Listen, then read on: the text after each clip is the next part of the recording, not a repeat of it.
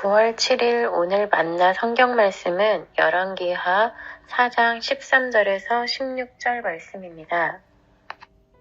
엘리사가 게하시에게 말하였다. 부인께 여쭈어라.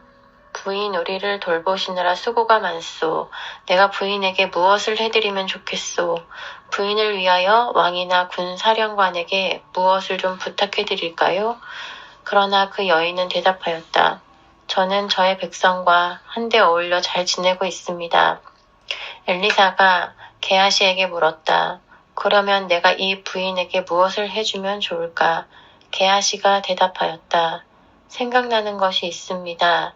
이 부인에게는 아들이 없습니다. 그의 남편은 너무 늙었습니다.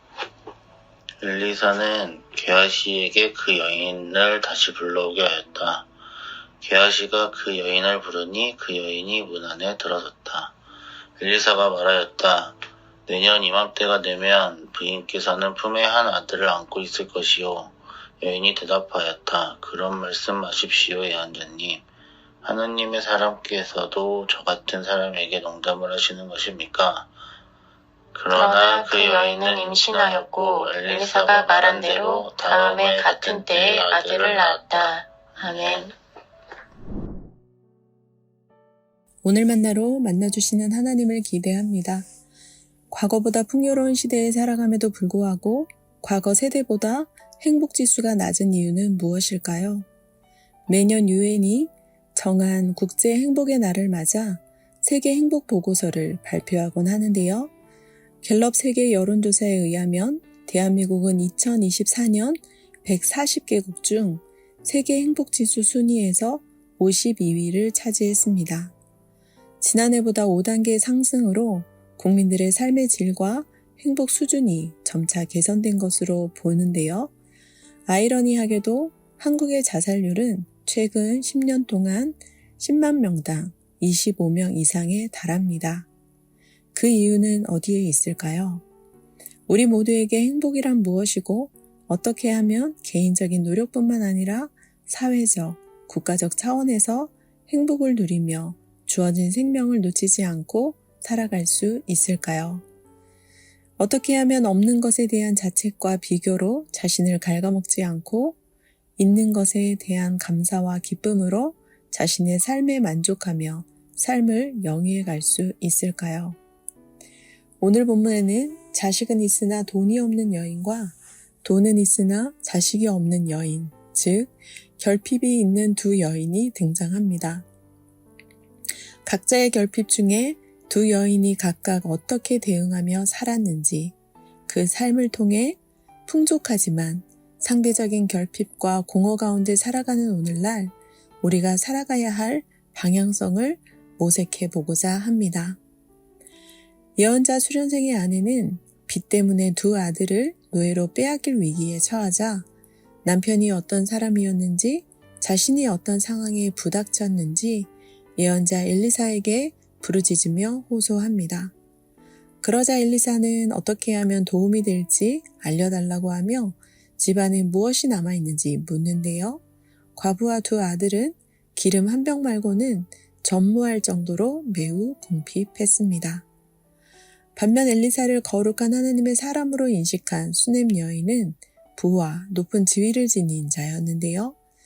그녀는 늘 자기 집 앞을 지나다니는 엘리사에게 숙식을 대접하고 싶은 마음에 남편의 도움을 받아 옥상에 거처를 마련했습니다.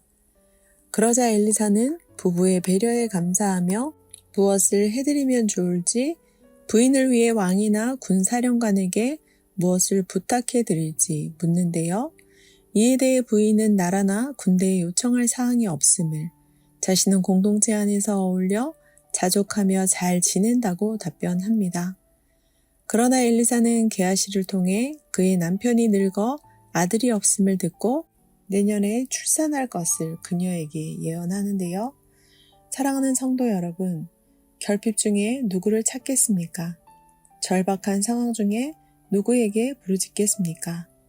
다른 신을 찾지 않고 하나님의 사람 엘리사에게 절박하게 부르짖은 여인을 통해 우리가 찾고 부르짖어야 할 대상이 하나님이심을 되새깁니다.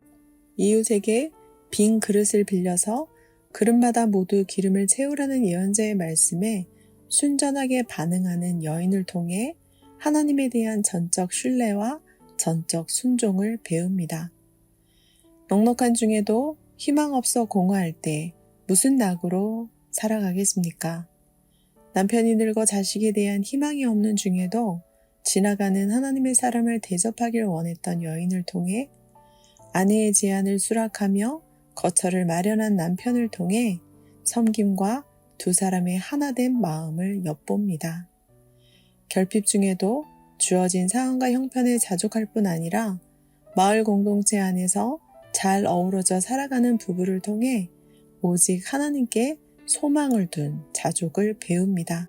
삶의 결핍과 공허를 채우실 수 있는 하나님을 기억하며 자기 백성을 돌보시는 하나님께 소망을 둡시다. 어떻게든 채워주시는 하나님께 부르짖을 뿐 아니라 믿고 의지하는 높은 뜻 사람들 되시길 축원합니다. 기도하겠습니다. 인생을 굽어 살피시는 하나님, 상대적인 괴리감에 불만족하며 자책으로 자신을 갉아먹지 않도록 우리의 심령을 인도하여 주옵소서. 결핍과 공허 중 소망 대신 하나님께 필요를 아뢰게 하시고 주어진 상황과 형편 중에도 자족하며 주변을 돌아보며 섬기게 하옵소서. 유일한 소망, 유일한 만족 대신 예수님의 이름으로 기도합니다. 아멘. 두 가지 제목으로 기도하겠습니다. 첫째, 절박한 상황 속에서 주께 부르짖게 하시고 신실하신 하나님께 도움을 구하고 말씀에 순종하는 주의 자녀 되게 하옵소서. 둘째, 예배를 위해 기도합니다. 주신 것에 감사하며 찬양을 올려드리고 결핍과 공허 가운데 하나님께 필요를 아뢰며 부족한 중에도 주변을 돌아보아 섬기는 예배자가 되게 하옵소서. 두 가지 제목으로 기도하신 후에 개인 기도하겠습니다.